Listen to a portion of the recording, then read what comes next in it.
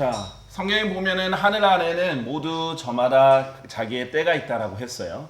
그래서 성경에서는 잠잠할 때도 있지만 말할 때가 있는 것이고 전쟁의 때와 평화의 때가 있다라고 했습니다. 자, 하나님께서는 전쟁이 있을 때를 미리 성경에 대해서 여러 번 말씀해 주셨고요. 사실 전 세계의 관심사, 가장 큰 관심사 중에 하나가 또 전쟁이죠. 어딘가에 전쟁이 터지면 전 세계가 거기에 이제 집중을 합니다. 특히 요즘에는 이스라엘 팔레스타인 전쟁에 많이 집중을 하는데요. 그 이유 중에 하나는 단순히 이 전쟁이 이스라엘 팔레스타인으로만 전쟁으로만 끝나는 것이 아니라 중동 전쟁으로 확산이 될 가능성이 매우 크기 때문이고요. 또 확산이 되면 지금 특히 러시아랑 우크라이나까지 전쟁을 하고 있기 때문에 거의 세계 전쟁까지 이어지지 않을까 하는 우려가 있기 때문입니다. 자, 그래서 벌써 중동 전쟁은 4차나 일어났던 일이죠. 그래서 이번에도 5차가 일어날 가능성이 충분히 있습니다. 없진 않아요. 그리고 세계 전쟁, 세계 대전 우리 벌써 2번이나 겪었지 않습니까? 세 번째 세계 대전이 일어난다고 해도 꼭 불가능한 거라고 얘기할 수는 없겠죠. 하지만 저는 오늘 확실히 성경에서 확실히 일어날 세계 대전들에 대해서 좀 설명을 드리려고 합니다. 그리고 지금 유엔이 전쟁을 막으려고 사실 설립된 기구인데 이 유엔이 어떻게 끝날 것인지 유엔의 예언된 미래에 대해서 또 다뤄보고자 합니다. 자, 여러분 잘 알다시피 이스라엘은 세계의 화약고다라고 이제 많이들 합니다. 언제 전쟁이 터질지 모르는 것이죠. 이슬람과 이제 유대교는 사실 결코 합칠 수 없는 종교예요. 이게 이 종교를 가지고 있는 이상 절대 전쟁은 불가피합니다. 잠깐 잠잠하게 이렇게 해놨다 할지라도 언젠가는 서로 반드시 전쟁을 일으킬 수밖에 없는 상황입니다. 이스라엘은 자신의 이제 하나님과의 언약대로 그 땅을 창제해야 되는 거고 또 이슬람 같은 경우는 특히 자신들의 중요한 성지가 또 예루살렘에 있을 뿐만 아니라 자신들의 경전인 그 코란이라든지 다른 경전들을 보면 꼭 이 유대인들과 그리스도인들을 죽여야 된다라는 그런 또 명령이 있기 때문에 같이 공존할 수 없는 상대들인데 공존하고 있기 때문에 이런 문제들이 일어나고 있죠. 자, 제가 하는 말은 아니고요. 사이먼 시벡 몬티피오리라는 이 사람이 예루살렘 정기라는 책에서 쓴 거에서 간단하게 이제 인용하는 것은요. 우리가 알다시피 이제 로마 장군의 티투스에 의해서 예루살렘이 AD 70년 1세기 경에 이미 이제 사도들 시대에 멸망을 합니다. 예수님을 십자가에 못 박았고 또 예수님은 거절한 대가이기도 하죠. 그 이후에는 여러 번의 전쟁이 있었습니다. 예루살렘은 그 이후에 수십 차례 주인이 바뀌었어요. 근데 이제 큼직하게 보면 십자군 전쟁들이 있었고요. 그것을 통해서 유럽의 가톨릭 세력과 중동의 이슬람 세력이 여러 번 충돌을 특히 예루살렘을 두고 했었죠. 자, 그리고 최근 들어서는 제1차에서 제4차 중동 전쟁이 있으면서 이 지역은 화약고 역할을 하긴 했습니다. 자, 이 사람이 말로는요, 1000년간 예루살렘은 배타적인 유대교 지역이었다. 이 사람 표현으로는 다윗 왕국 때부터 이제 얘기를 하는 거죠. 조금 더 앞으로 가면 여호수아 때부터 이제 포로로 잡혀가기 전까지 한 1000년 동안은 유대교 배타적인 지역이었죠. 그리고 나서는 한 400년간은 그리스도교 지역이었다. 사실 이제 가톨릭 영향 하에 있었던 거죠. 그리고 1300년간은 이슬람 지역이었다. 그리고 그 세 종교들 중 어느 것도 칼과 투석기 또는 곡사포 없이는 예루살렘을 차지하지 못했다라고 얘기합니다. 그러니까 전쟁으로 차지를 한 거죠. 전쟁으로 다 차지했고 그때마다 예루살렘은 전쟁터였습니다. 성경에 보면 예루살렘 화평을 위해서 기도하라 라고 했는데 아직 화평이 이루어지지 않았기 때문이에요. 사실 너무나 모순적인 게 예루살렘이라는 이름 자체가 화평이란 뜻입니다. 그렇죠? 우리 샬롬 많이 하죠. 그 샬롬의 단어가 예루살렘의 살렘이 샬롬과 이제 같은 어원인데요. 그래서 원래 평화의 도시여야 되는데 그렇지 않죠. 그 평화는 예수님이 오실 때 이루어지는 것인데 그 전까지는 사실 예루살렘 주위로 예루살렘을 중심으로 수많은 전쟁이 예언되어 있습니다. 자, 하나님께서 이렇게 말씀하셨어요. 자, 오 바빌론의 딸과 함께 거하는 시온아 너 자신을 구출하라. 사실 이것만 봐도 굉장히 의미심장한 말입니다. 나는 지금 오늘은 이 부분을 중심이 아니니까 넘어갈게요. 이는 만군의 주가 이같이 말하기 때문이라. 그 영광 후에 그분께서 너희를 약탈한 민족들에게 나를 보내셨도다. 이는 너희에게 손대는 자는 그분의 눈동자에 손대는 것이기 때문이라 라고 했어요. 하나님께서 예루살렘 이 시온에 대해서 건드리는 사람은 자신의 눈동자를 건드리는 것이다 라고 경고를 하셨어요. 하나님께서는 이 땅을 아주 중요하게 여깁니다. 자, 제가 지금 다룰 건 아니지만 나중에 추후에 다룰 수 있지만 어떤 사람들은 이제 유대인들을 이제 미워하는 사람들도 있어요. 심지어는 그리스도인인데요. 사실 그리스도인은 유대인들을 사랑해야 돼요. 근데 미워하는 이유 중에 하나가 여러 가지 이제 음모론과 관련이 있어요.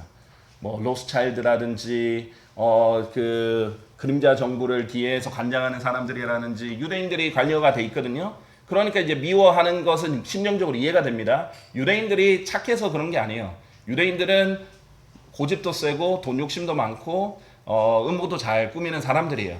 근데 중요한 것은 이들이 이제 민족적으로 아주 순수한 유대인 피를 가진 게 아니라 섞여 있잖아요.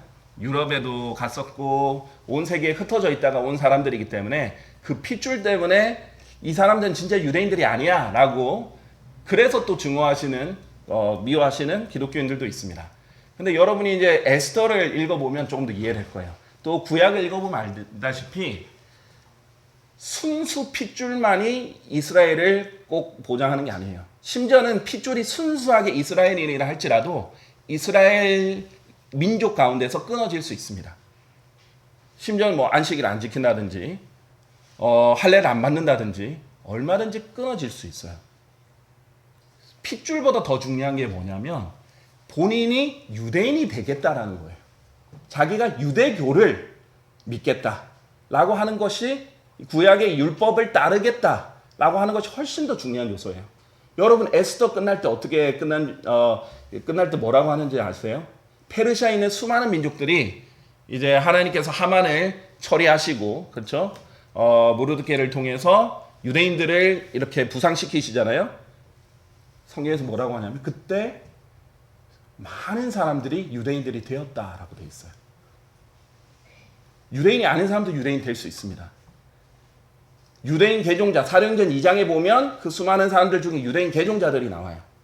내가 유대교로 개종을 하겠다. 내가 안식일도 지키겠고 할례를 받겠고 내가 율법에 따라서 하나님 섬기겠다. 내가 여호와 하나님을 내가 섬기겠다라고 하는 게 훨씬 더 중요합니다. 자기가 핏줄이 설령 순수 혈통이 있다 할지라도 내가 그렇게 하지 않겠다 하고 율법을 거부하면 오래 끊어지는 거예요.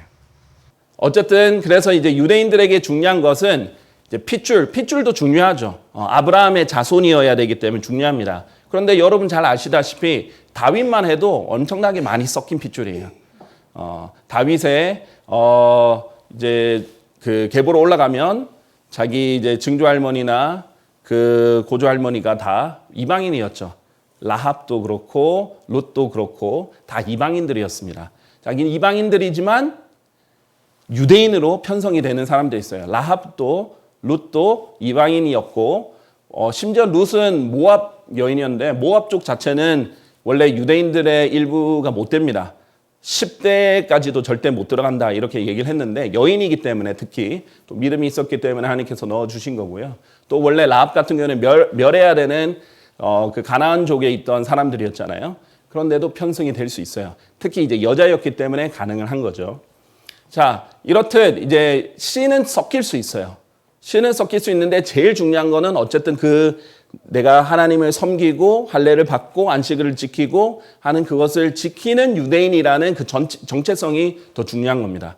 자, 그걸 지키지 않으면서 우리 교회가 유대인을 대체했다. 그러는 대체 신학은 아주 위험한 거지만 그 자기가 유대인의 정체성을 가지고 안식일을 지키고 율법을 지키고 여호와 하나님 섬기겠다 하는 그것이 이제 아주 중요한 거죠. 그러니까 누구든지 유대교로 개종을 하면 하나님께서 유대인으로 받아주시는 것입니다. 사실은 원래 구약의 목적이 이스라엘을 하나님께서 세우셔서 이제 이스라엘이 하나님의 말씀을 잘 지키면 점점 더 이렇게 그 땅에 빛과 소금 역할을 해서 많은 사람들이 유대인들이 되는 거예요. 그런 식으로 이제 하나님의 계획이 있었기 때문에 핏줄 DNA 이런 것들, 또 지금 유대인들의 피를 가진 사람 중에 막 악한 일들 하는 사람, 그런 것들 때문에 너무 미워하시면 안 됩니다. 하나님이 어쨌든 간에 이 시온을, 예루살렘을 특별히 여기십니다. 그래서 너희에게 손대는 자는 그분의 눈동자에 손대는 것이기 때문이라 라고 했어요. 여기 이제 스가랴 2장이죠. 3장이 아니라 2장. 잘 알려주셨습니다. 자, 시편 135편 21절에 보면 예루살렘에 거하시는 주께서는, 하나님께서 예루살렘에 거하신다라는 표현까지 쓰시잖아요. 하나님께서 어떤 장소에 계속 거하신다라는 표현이 반복해서 나오는 곳이 이제 예루살렘, 곧 시온산입니다. 송축을 받으소서 너희는 주를 찬양할지어다. 심지어는 하늘, 셋째 하늘에 있는 하나님이 거하시는 곳도 심지어는 하늘에 있는 시온이라 라고 부르시죠. 일부러 그 같은 이름, 같은 장소로 이렇게 하신 거예요. 하늘에 있는 시온, 땅에 있는 시온. 자, 예루살렘을 그러면 차지하면 하나님의 자리를 차지한다라는 이렇게 생각을 가질 수 있겠죠. 왜냐하면 하나님이 거하시는 곳이니까. 그런 등등의 여러 가지 이유로 이 파멸의 아들이라고 불리는 이 적그리스도가, 그가 하나님처럼 하나님의 성전에 앉아 자신이 하나님이라고 스스로를 내보이느니라. 이것이 궁극적으로 사탄이 이루고자 하는 목적입니다. 자기 하나님이라 라고 이렇게 내보이려면 가장 좋은 곳이 어디겠어요? 예루살렘이겠죠. 그래서 예루살렘을 둘러싼 그런 전쟁은 계속 지속될 겁니다. 그런데 하나님께서 정확하게 이제 예언을 해놓으신 그런 부분들을 좀 더 살펴보자면요. 그래서 우리가 카톨릭은 끊임없이 예루살렘을 장악하려는 시도를 합니다. 예전에는 아예 대대적으로 유럽의 병사들 다 끌어 모아가지고 물리적으로, 군사적으로 차지하려고 했었고, 여러 차례를 시도했었고요. 이제는 방법이 더 교묘해질 겁니다. 정치적으로 여러 가지 방법을 이제 쓸 것입니다. 이제 스가랴서 14장에 보면요. 이는 내가 모든 민족들을 모아 예루살렘을 대적하여 전투하게 할 것이기 때문이라. 하나님께서 모든 민족들을 모아서 예루살렘을 대적하게 하신다.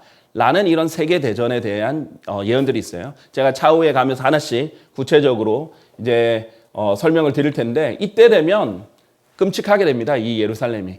그 도성이 점령되고 집들이 털리며 여자들이 강간당하고 그 도성의 절반은 포로로 끌려갈 거고 백성 중 남아있는 자들은 그 동에서 끊어지지 아니하리라. 그러니까 반이 이미 끌려가고 이렇게 죽고 이렇게 되는 거죠. 근데 그때 주께서 출진하시어 그 민족들을 대적하여 싸우시리니 그가 전투의 날에 싸우셨듯이 하시리라. 자, 누군가 예루살렘 건드려서 이렇게 하면 하나님께서 출동하시는 겁니다. 자, 그리고 싸우시는 거예요. 예수님을 이 땅에 내려오게, 결국은 결정적으로 내려오게 하는 요소가 예루살렘을 세상이 건드리는 겁니다. 자, 그래서 우리 세계 대전들에 대해서 좀 더 살펴볼 건데요. 그런데 거기에 핵심은 유엔입니다. 유엔. 지금 우리 인류 6,000년 역사 동안 이만큼 세상이 하나로 연합되었던 경우에는 바벨탑 사건 이후로는 없어요. 세상이 이렇게 하나로 연합된 적이 없어요. 지금은 거의 공식적으로 나라라고 인정받은 모든 곳이 유엔에 가입되어 있다라고도 과언이 아닙니다. 뭐 바티칸 시국과 팔레스타인처럼 애매한 곳도 결국은 옵서버로 활동을 하거든요. 자, 그래서 이들은 평화를 위해서 모였죠. 평화가 가장 큰 슬로건입니다. 그런데 예수님이 없이 평화를 이루는 것이 목적입니다. 자, 그래서 성경에서 오늘 볼 것은 앞으로 3번의 세계대전이 정확하게 예언되어 있다. 못해도 3번 더 세계대전이 있다라는 거예요. 자, 제가 여러분께 이걸 알려드리는 목적 중에 하나가 이겁니다. 이 땅에 희망을 품지 마십시오. 이 세계 정치에 또 유엔이 뭐 성공할 것이다. 세계 평화를 이룰 것이다. 정부가 잘하면 뭔가 평화가 올 것이다. 결코 소망하지 마십시오. 성경의 예언은 절대 틀릴 수가 없습니다. 잠깐 평화처럼 보이는 것이 몇 년 있을지는 모르겠어요. 그러나 결코 성공하지는 못합니다. 자, 먼저 미리 예언된 세계대전들 중에 첫 번째 세계대전. 만약에 예수님이 우리를 이제 우리 교회를 공중재림하셔서 데려가시기 전에 세계대전이 없다면 지금 세계대전이 있을 수도 있겠죠. 휴거 전에도. 하지만 만약 없다면 이것이 세계 3차 대전이 될 것입니다. 다음 마태복음 24장 6절 일단은 서두입니다. 제자들이 질문했어요. 당신께서 오시는 것의 표적과 세상 끝의 표적이 무엇이리까? 예수님이 지상 재림하시기 전에 오시는 표적이 무엇입니까? 세상 끝에 예수님 오시면 새로운 세상이 시작되기 때문에 그 전을 세상 끝이라고 하죠. 그리고 너희는 전쟁들과 전쟁들의 소문들을 들으리라. 그 중에 하나가 전쟁들과 전쟁들의 소문입니다. 이 모든 일들이 일어나야만 하나 아직 끝은 아니므로 너희가 불안해하지 않도록 주의하라 라고 했습니다.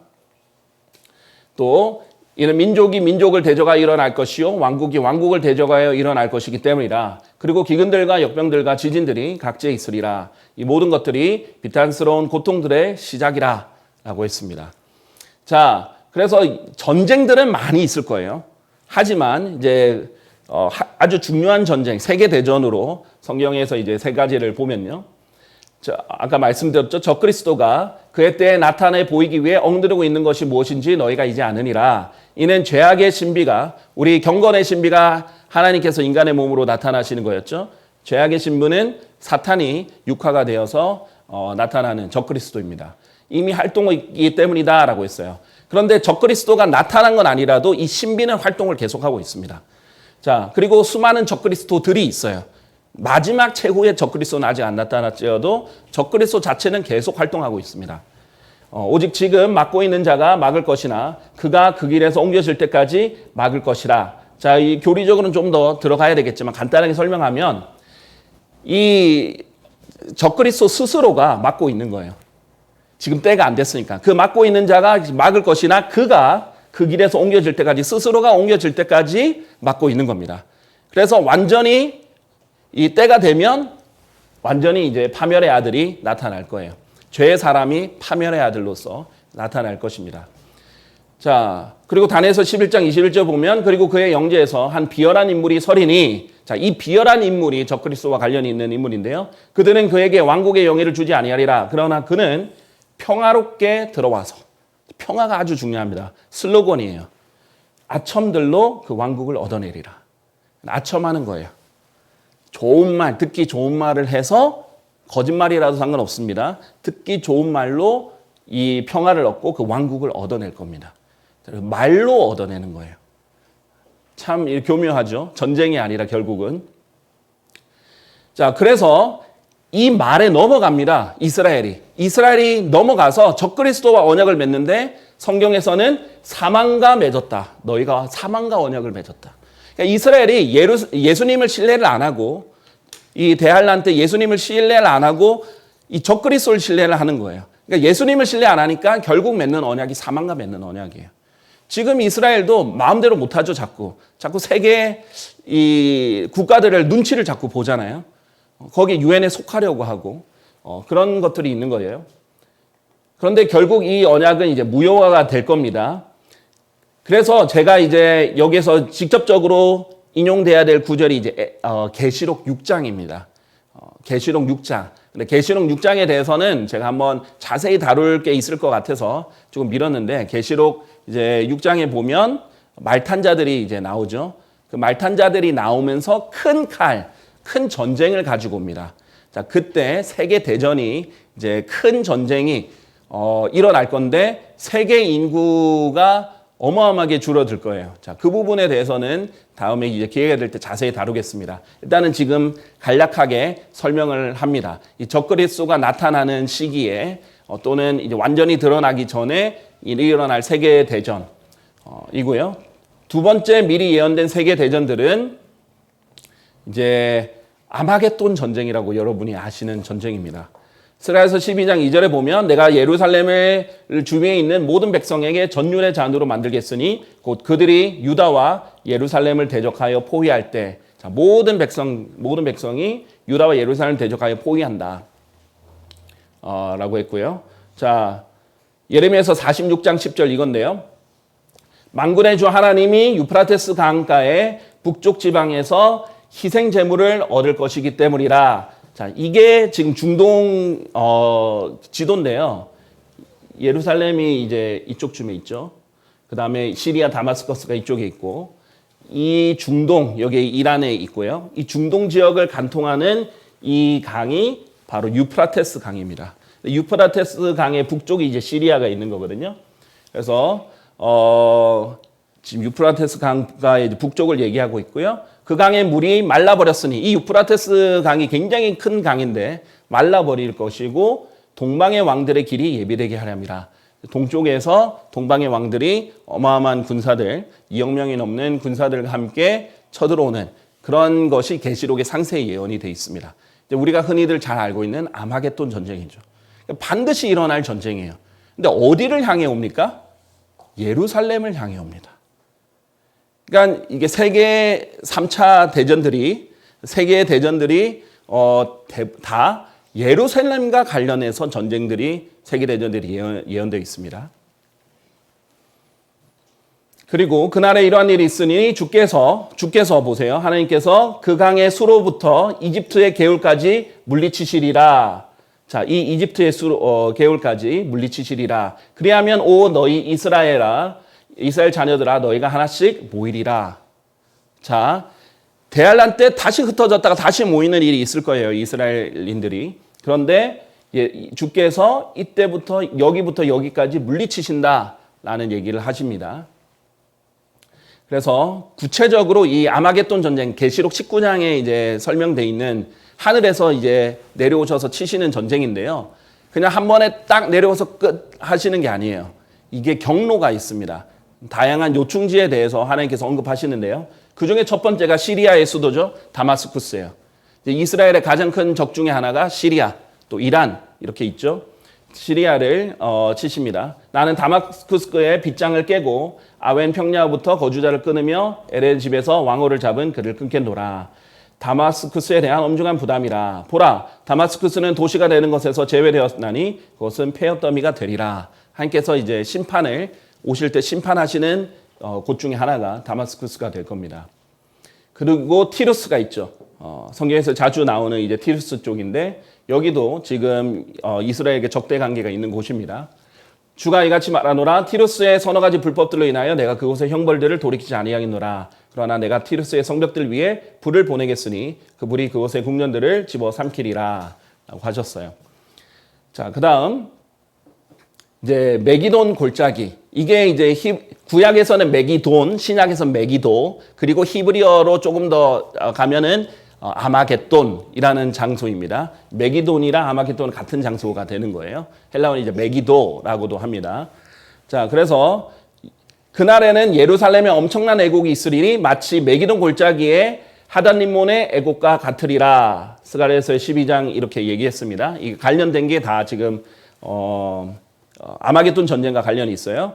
그런즉 그가 히브리어로 아마겟돈이라 불리는 장소로 그들을 한데 모았더라. 지금 이 전쟁을 어마어마한 병력이 모일 수 있는 장소거든요. 이 골짜기인데 이 장소에 세계대전을 치르기 위해서 유엔의 군대들이, 전 세계 군대들이 이렇게 모이는 겁니다.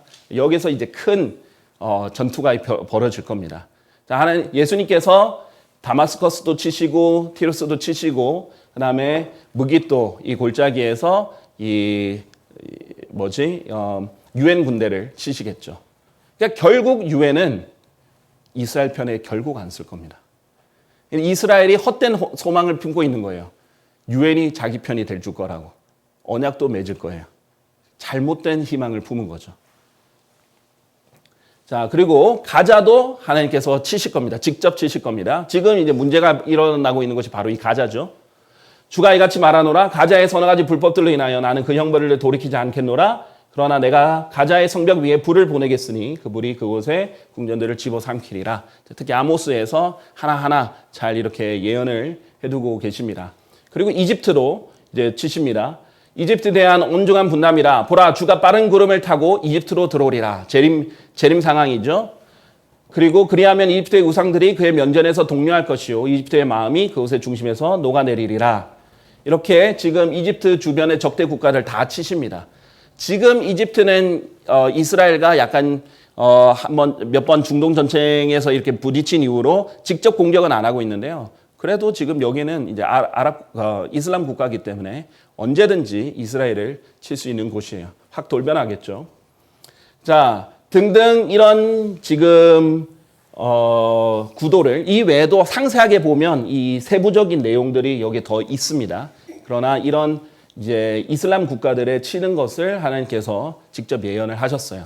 이 경로가 사실 출애굽 경로랑 또 연관이 있습니다. 그래서 예수님께서 다시 돌아올 때 이 출애굽 경로를 다시 한번 재현을 하신다라는 것이 또 성경에 나와 있는 내용이고요.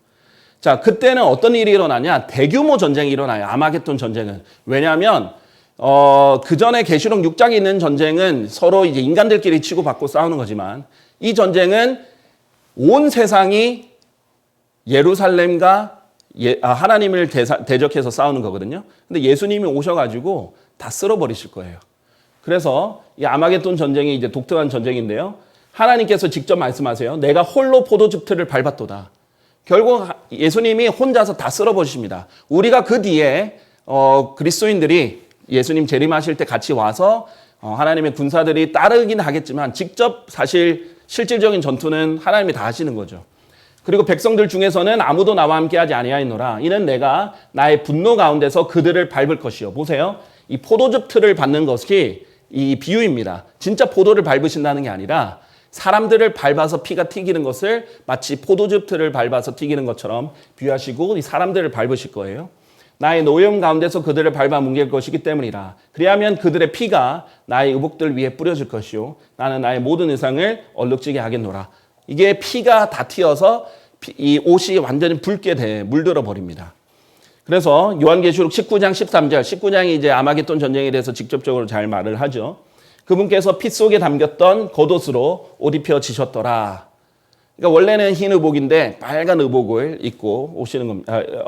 이 땅에 계시는 겁니다. 그리고 그분의 이름은 하나님의 말씀이라 불리시니라. 예수님이시죠. 그분이 오시는 거예요. 결국은 유해는 하나님을 대적해서 예루살렘으로 진격을 할 겁니다. 자, 이때 예루살렘은 이미 이제 회개한 상태예요. 남은 자들이 되는 상태예요. 자, 그래서 뭐 로스차일드든 누구든 걱정하실 필요 없어요. 어차피 예수님을 받아들이지 않는 대부분의 이스라엘 사람들은 남은 자에 속하지 못합니다.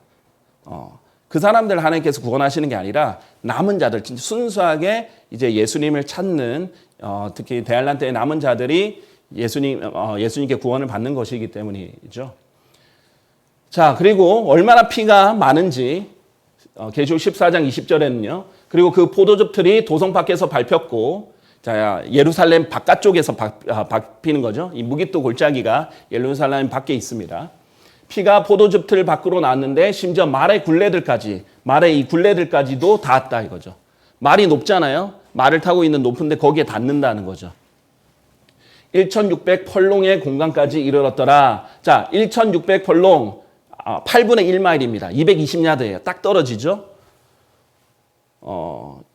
킬로미터가 아니라 미터인데 32만 1000 미터 정도 됩니다. 그래서 아주 긴 공간까지 이제 피가 흘러나오고 또 높이 쌓이는 거죠. 생각해 보세요. 피가 예전에 몇십만 명씩 전투에도 막 피가 강처럼 흘렀다라는 묘사가 역사 기록에 많이 있잖아요. 근데 몇 억씩 죽는다고 생각해 보세요. 피가 진짜 엄청난 강처럼 되겠습니다. 그것이 이제 주님의 레드 카펫이 될 겁니다. 예수님께서 흰 말을 타고 오실 거고요. 이제 이 흰 의복이 다 붉게 물들 것이고 세상을 예수님께서 심판하실 때예요. 왜냐하면 하나님께서는 그냥 심판하시는 게 아니에요. 세상이 갈 때까지 갔으니까 심판하시는 거예요.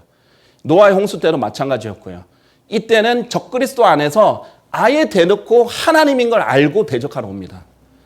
예수님을 직접 대적하려고 결정하고 오는 거예요. 그리고 사탄은 모든 수단을 동원해서 어떻게든 싸워보려고 하지만 예수님이 오시면 그냥 한 방에 끝나는 겁니다. 자, 그래서 이런 경로가 있을 것이고요. 특히 무기토에서는 대규모 전투에서 승리를 하실 겁니다. 이 세계대전이죠.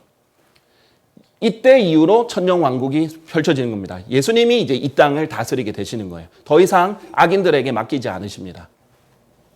자, 그런데도 불구하고 한 번 더 세계대전이 성경에 명확하게 예언되어 있는 곳이 있습니다. 바로 이 천년왕국이 다 끝나고 나서 마지막에 있을 부분이에요. 그리고 그 천년이 다 끝나고 나면 사탄이 그의 감옥에서 풀려날 것이요 나가서 땅의 사방에 있는 민족들 곧 곡과 마곡을 속이고 그들을 함께 모아 전투를 하게 할 것이라. 그들의 수는 바다의 모래 같으니라. 참 희한한 거는 이 천년 왕국 동안 예수님을 직접 눈으로 보고 이 기적들을 눈으로 보는 사람들도 결국 사탄이 풀려나면 많은 사람들이 그 반역에 참여할 거예요. 마지막으로 예루살렘을 보위해서 일어날 것입니다. 사탄이 먼저 풀려날 것이고요. 그러면 땅의 사방에 있는 민족들을 함께 모을 것입니다. 자, 불만을 자극하고, 그렇죠? 예수님께서는 오시면은 철장으로 다스린다 그랬죠? 철권 통치를 하십니다. 가차 없어요. 율법보다 더 강화된 율법을 가지고 바로 즉각 심판을 하십니다. 지금처럼 심판을 하는데 오래 걸리지도 않아요. 죄를 짓고도 권력이 있으면 피할 수도 없어요. 즉각 심판하고 철장으로 심판하시고 아주 강한 형벌을 주세요. 불만을 일으키겠죠? 사람들을 모은단 말이죠. 그래서 일단은 다양한 지방을 모을 겁니다.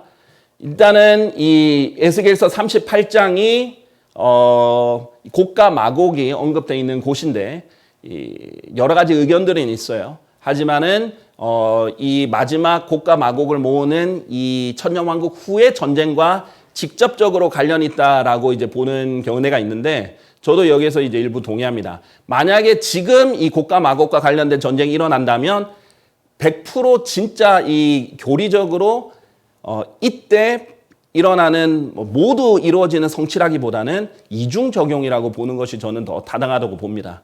자, 그리고 나서 진짜 이제 최후의 성취는 저는 에스겔서 38장은 이 곡과 마곡으로 일으키는 마지막 전쟁과 직접적인 관련이 있다고 봐요. 근데 어쨌든 그렇다고 전제를 했을 때 이 수많은 곳에서 곳곳에서 이제 반란의 이 무리들이 모여서 예루살렘을 향해서 이제 모이게 됩니다. 그리고 그들은 땅의 넓은 곳 위에 올라갔고 성도들의 진영과 그 사랑받는 도성을 포위합니다. 그런데 이때도 어떻게 돼요? 하나님을 직접 대적하는 거죠. 예루살렘에 누가 계세요? 예수님이 계시잖아요. 그래서 이 반란은 매우 싱겁게 끝납니다. 계시록 20장 9절에 보면 그러자 하늘에서 하나님께로부터 불이 내려와 그들을 집어삼켰더라. 끝나요. 그리고 그때 땅과 하늘을 다 태워버리십니다. 그리고 일어나는 것이 마지막 심판, 거대한 백보자 심판이 이제 일어나는 것입니다. 그래서 우리에게는 적어도 세 개의 세계도전이 다 있습니다. 결국 인간은 마지막이 이 세상이 연합해서 하는 마지막은 결국 반란과 전쟁이에요. 그래서 하나님께서는 의로운 사람들의 무리만 가지고 이 백보자 심판에 통과한 사람들만 가지고 이제 영원 시대를 펼쳐 나가실 겁니다. 자, 우리가 이 중동 전쟁을 통해서 세계 앞으로 있을 전쟁들, 성경에서 말하는 전쟁들을 살펴봤는데요. 여러분께 알려드리는 이유 크게 두 가지는 첫째, 이 땅에 소망을 둘 거 없다. 우리 예수님 다시 오시는 것을 소망을 해야 된다. 그 다음에 두 번째는 지금 이제 일어나는 것들로 봐서 예수님 오시는 것은 정말 가까워 오니까 우리가 이제 남아있는 동안 두려워 떠는 것이 아니라 우리는 기쁨으로 예수님이 속히 오시길 바라는 마음으로 구령을 하고 복음을 전하고 이렇게 예수님을 섬기면서 살아야겠다. 이 두 가지를 이제 알려드리고 싶었습니다. 감사합니다. 네.